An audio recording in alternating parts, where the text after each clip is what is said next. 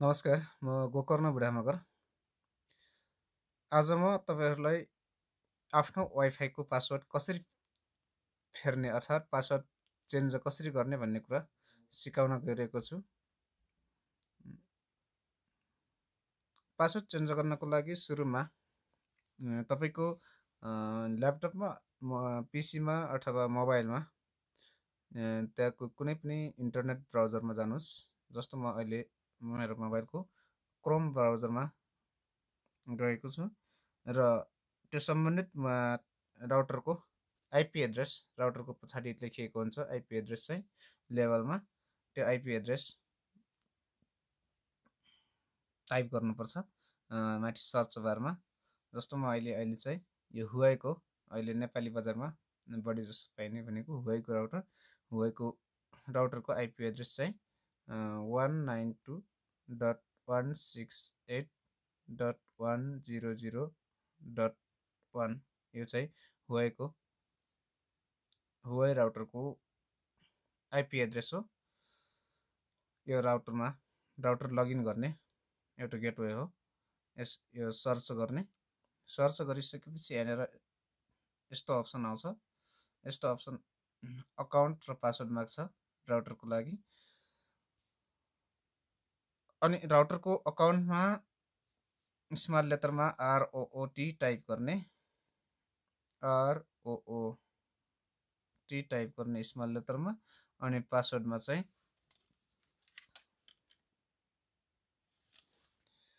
ADMIN अनि क्यापिटलमा H, क्यापिटलमै W, एडमिन स्मल लेटर अनि HW चाहिँ क्यापिटल लेटरमा लेख्ने अनि लगइन गर्ने।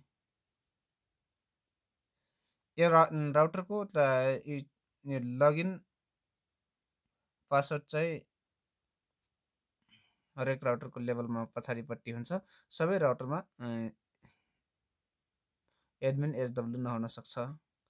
र त्यसपछि अब हामी पासवर्ड चेन्ज गर्नका लागि राउटरको यो इन्टरफेस खुलिसकेको छ। राउटरको इन्टरफेस यस्तो इन्टरफेस हुन्छ, एउटा पेज खुल्छ। यसमा अब माथि टाइटलमा छ, सुरुमा स्टेटस छ, WAN1 छ, LAN ल्यान छ, IPv6 छ, WLAN छ, सेक्युरिटी छ, फरवर्ड रुल्स छ, नेटवर्क एप्लिकेसन छ र लास्टमा सिस्टम टुल्स छ। प्रायः जसो राउटर सिधै खोल्दा सुरुमा सिस्टम टुल्स अथवा स्टेटस भन्ने खुलेको हुन्छ। हामी अन्त कतै पनि हेर्न परेन, सिधै हामीले WLAN खोज्न पर्यो। वायरलेस नेटवर्क लोकल एरिया नेटवर्कको WLAN खोज्ने, हरेक राउटरमा WLAN नै खोज्ने। WLAN मा जाने हामी। अब WLAN मा गइसक्नु हो। WLAN मा गइसकेपछि तपाईँको पासवर्ड चाहिँ हिडन हुन्छ यहाँनिर, अर्थात् WPA प्रिसियर्ड की भन्ने हुन्छ। त्यसमा चाहिँ हरेक राउटरको पासवर्ड हुन्छ।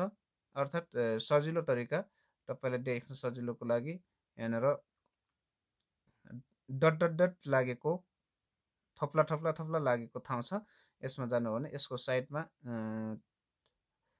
टिक छ, यो टिक हटाउनु हो भने अहिलेको पासवर्ड सो हुन्छ। अहिलेको पासवर्ड यो राउटरको पासवर्ड 123 रहेको छ, 123 रहेको छ। अब यही पासवर्डलाई हामी चाहिँ मेटाउँछौँ। यो चाहिँ पुरानो पासवर्ड भयो। अब यसलाई सर्लक्क डिलिट गर्छौँ र अब हामीले नयाँ पासवर्ड राख्छौँ। जस्तै 1 2 3 4 5 6 7 8। हामीले यतिवटा गरायौँ। यति 8वटा क्यारेक्टर, कम्तीमा 8वटा हुनुपर्छ। अङ्क वा अक्षर जेसुकै पनि राख्न सक्नुहुन्छ। कम्तीमा 8वटा अङ्क चाहिँ हुनुपर्छ। र यति गरिसकेपछि तपाईँले यो राउटरको पासवर्ड चेन्ज गर्ने बेला यहाँ मात्र छुनु र अन्त कतै पनि नछुनु र अन्त छुँदाखेरि इन्टरनेट नचल्ने पनि हुनसक्छ तपाईँको। त्यसपछि अब तल यहाँनिर एप्लाई देख्नुहुन्छ, एप्लाई गर्नुहोस्। तपाईँको पासवर्ड चेन्ज भइसक्यो। हुन्छ, एप्लाई गर्यो।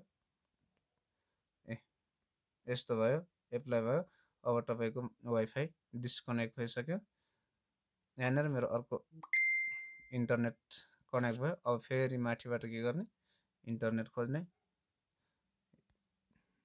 अब नेम चेन्ज गर्नु भएको छ भने पासवर्ड माग्छ, सिधै पासवर्ड माग्छ, नत्र भने यसरी तपाईँले यो नेटवर्कलाई फर्गेट गर्नुपर्छ। डिटेल्समा जाने अनि यसलाई फर्गेट गर्ने अनि पासवर्ड माग्छ, अथवा पासवर्ड पनि नमाग्न पनि सक्छ।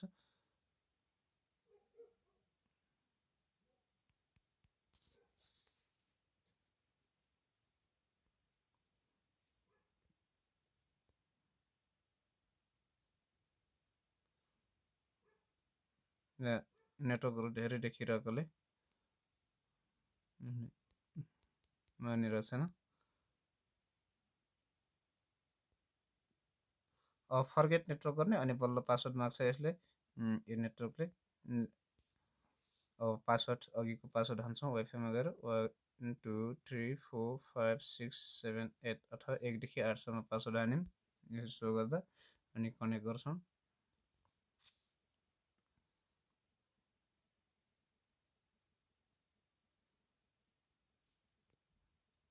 यो वाइफाईमा अहिले इन्टरनेट चलिरहेको छैन, त्यसरी कनेक्ट भएको छैन।